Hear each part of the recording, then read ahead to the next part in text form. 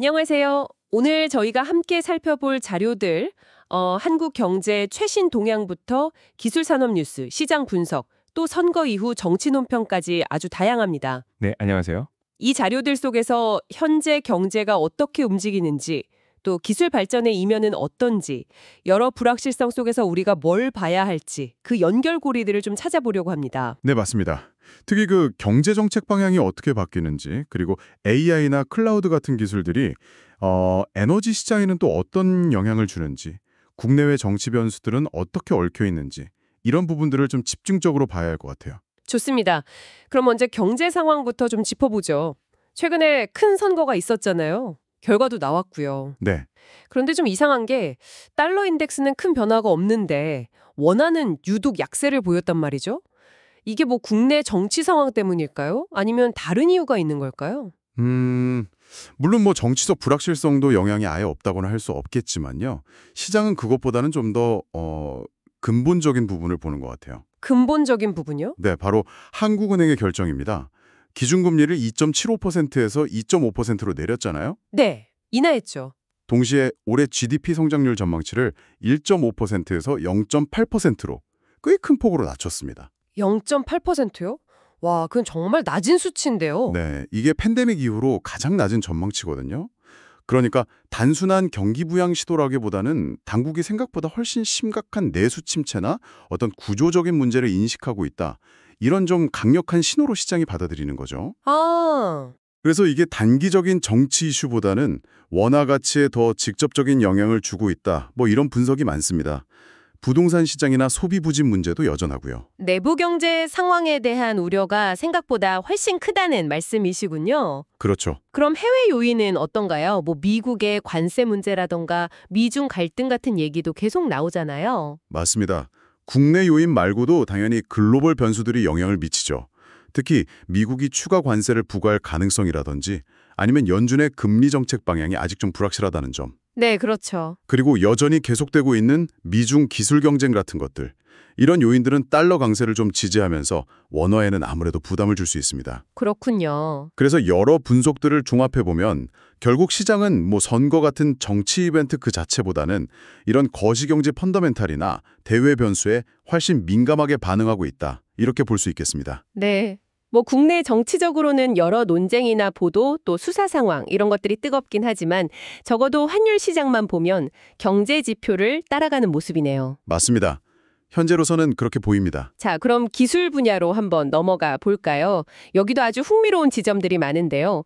마이크로소프트, 구글, 아마존 이런 빅테크 기업들 클라우드 사업 실적이 계속 좋다는 소식이고요. 네, 성장세가 대단하죠. AI 기술은 뭐 정말 눈부십니다. 구글 제미나이 2포인트나 프로젝트 아스트라 같은 새로운 소식들이 계속 들려오고 또 SK 하이닉스 같은 우리 기업의 AI 메모리 수출도 엄청 늘고 있다는 분석도 있고요. 네, 기술 분야 성장세는 정말 뭐 엄청납니다. 그런데 여기서 아주 중요한 연결고리가 하나 생겨요. 연결고리요? 어떤 거죠? 바로 에너지 문제입니다.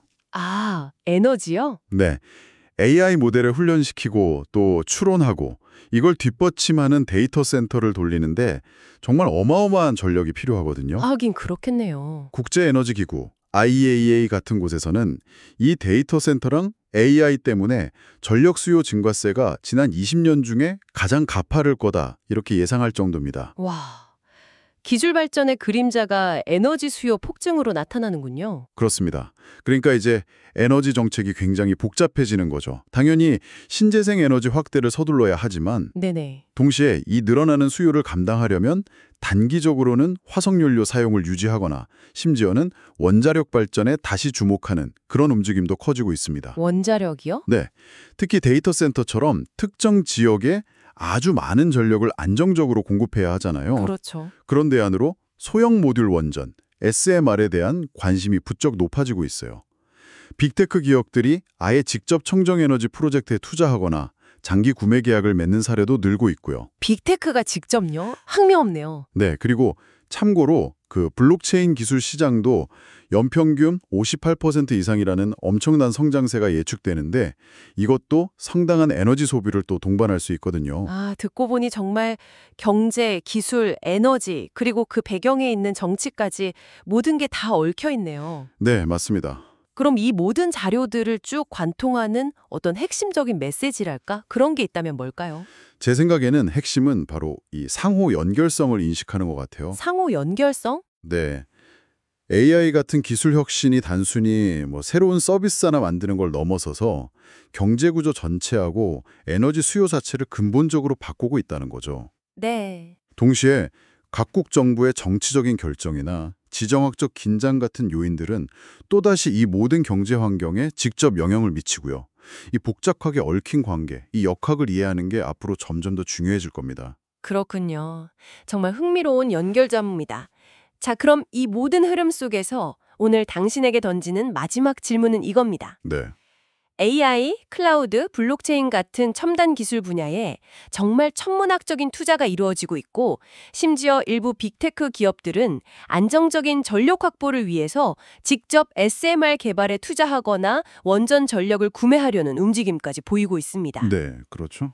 혹시 우리가 겪었던 반도체 공급망 위기 다음으로 이 기술 산업의 성장을 가로막는 거대한 병목 현상이 바로 이 안정적인 클린 에너지 공급 부족에서 나타나게 될 가능성은 없을까요?